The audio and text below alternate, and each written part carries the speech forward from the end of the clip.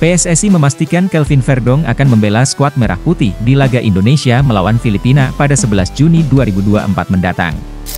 Kelvin Verdong adalah pemain naturalisasi yang telah sah menjadi WNI pada Selasa, 4 Juni 2024. Ketua PSSI Erick Thohir mengatakan KNVB juga sudah selesai melakukan peralihan ke PSSI.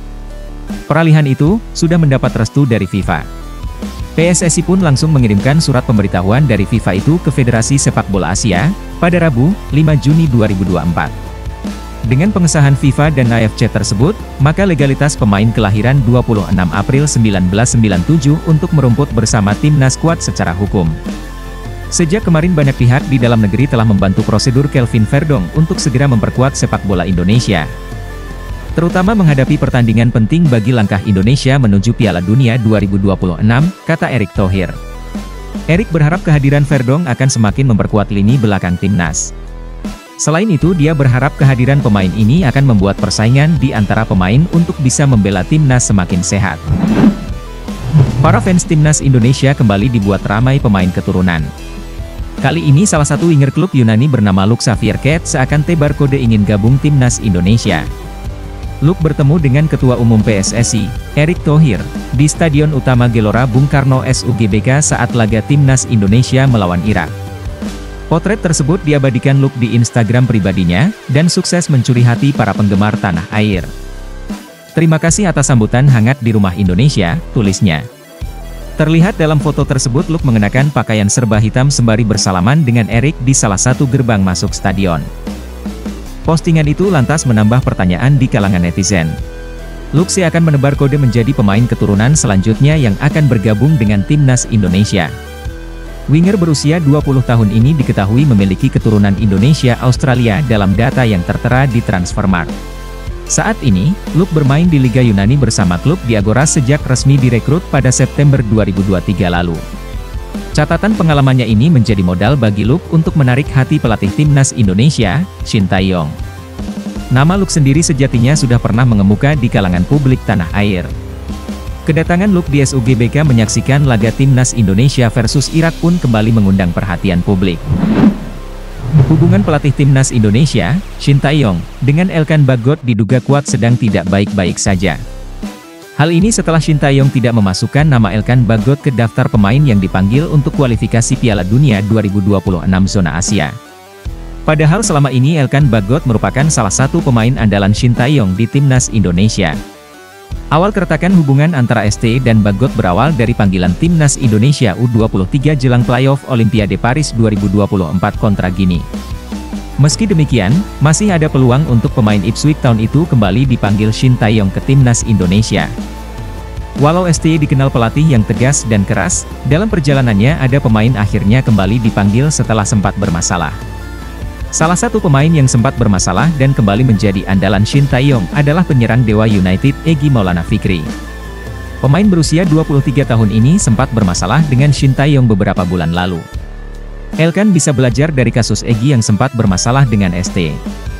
Apalagi, dengan usianya yang masih sangat muda Elkan bakal menjadi andalan timnas Indonesia untuk beberapa tahun ke depan. Demi kemenangan pada laga terakhir kualifikasi Piala Dunia 2026 melawan Filipina, timnas Indonesia sudah kembali menggelar latihan. Kurang dari 24 jam setelah bertanding melawan Irak, timnas Indonesia melakukan latihan. Dalam unggahan akun media sosial timnas Indonesia, para pemain tampak menjalani latihan fisik. Rafael Struijk, Tom Haye, Shane Patinama, Rizky Ridho, dan Sandy Walsh terlihat berlari ringan di seputar hotel. Sementara potongan video lain menggambarkan suasana para pemain berada di ruang kebugaran melakukan gerakan bersama-sama. Selain itu ada pula video Nathan Choyaon, Marcelino Ferdinand, Haye, Walsh, Ridho, Rafael Struijk, dan Ragnar Oratmangoen menggunakan alat untuk mendukung kebugaran fisik masing-masing. Tak banyak waktu yang dimiliki tim Merah Putih. 4 hari lagi anak asuh Shin Tae-yong akan menghadapi Filipina. Berstatus juru kunci grup F, Filipina bisa menjadi kerikil tajam yang melukai kaki atau sayap Garuda. Filipina baru mengantongi 1 poin dari 5 laga. Satu-satunya poin itu didapat ketika menahan imbang Indonesia di Manila. Skuad yang kini diasuh Tom Saintfiet itu bahkan sempat menyusahkan Vietnam dalam matchday kelima Kamis malam, sebelum kalah 2-3 dari pasukan Golden Stars. Indonesia wajib menang atas Filipina demi memastikan tiket ke babak ketiga kualifikasi Piala Dunia 2026 tanpa bergantung pada hasil lain. Jika Ridho dan kawan-kawan hanya bermain imbang atau kalah, maka Indonesia harus bergantung kepada hasil Irak versus Vietnam untuk meraih tiket ke babak selanjutnya. Striker timnas Irak, Aimen Hussein, dilaporkan sengaja melambungkan penalti keduanya dalam laga melawan timnas Indonesia. Dilansir dari akun Instagram, Aimen Hussein disebut melakukan itu karena fair play. Ia merasa Irak tidak pantas mendapatkan penalti kedua dari wasit Son Evans. Ia menanyakan kepada rekannya Ali Jassim yang terjatuh di kotak penalti, apakah dirinya benar-benar dilanggar Hernando Ari. Ali Jassim disebut hanya terkena sedikit. Terlepas dari itu, timnas Indonesia kini sudah mengalihkan fokus terhadap Filipina sebagai lawan pamungkas grup F kualifikasi Piala Dunia 2026 zona Asia.